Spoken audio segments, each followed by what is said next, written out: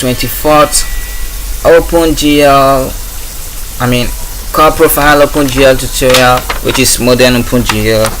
We are learning with the vectors data defined. We would like to send it as input in the first process of the graphic pipeline. We discussed about pipeline in the last tutorial. I think in the last tutorial.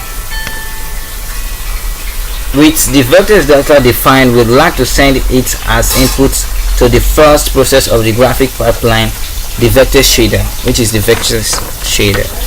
This is done by creating memory on the GPU where we store the vectors data, configured how OpenGL should interpret the memory, and specify how to send the data to the graphic card.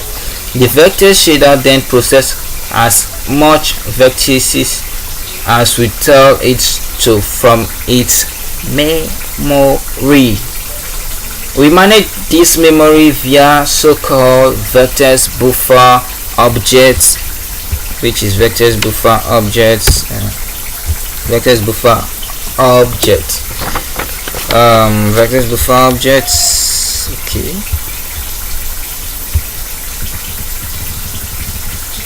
Buffer objects that can store large number of vertices in the GPU memory. The advantage of using those buffer objects is that we can send large batches of data all at once to the graphic card without having to send data vectors a time. Sending data to the graphic card from CPU is relatively slow, so whenever we try to send as much data as possible at once.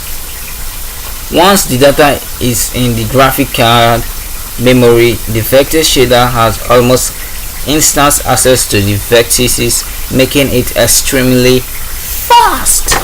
A vectors buffer object is our first occurrence of an OpenGL object, as we've discussed in the OpenGL tutorial. Just like any object in OpenGL, this buffer has a unique ID corresponding to that buffer, so we can generate one with a buffer ID using the GL generate buffer function. So in the last tutorial we downloaded GLAD, and we say GLAD is used for the OpenGL to load the OpenGL functions that we are going to use. So from now on we will be using the OpenGL. Remember, we were using glfw functions throughout our program, so we are going to start to use our OpenGL functions that we are going to write now program now. So let's go to our editor, our program here.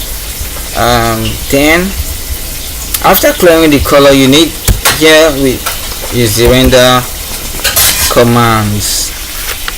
Render commands goes here. Render commands goes after the G, after we clear the buffer. So okay, but first thing we need to do is to assign ints. Okay, let's create a buffer object where we can assign ints VBO GL generates. I'm gonna explain it in the next tutorial, but just stick to this address VBO. So in the next tutorial I'm gonna explain it. Don't forget to subscribe, like and share my videos, and also comment if you have a difficulties or an advice or any other stuff like that. So see me in the 24th tutorial.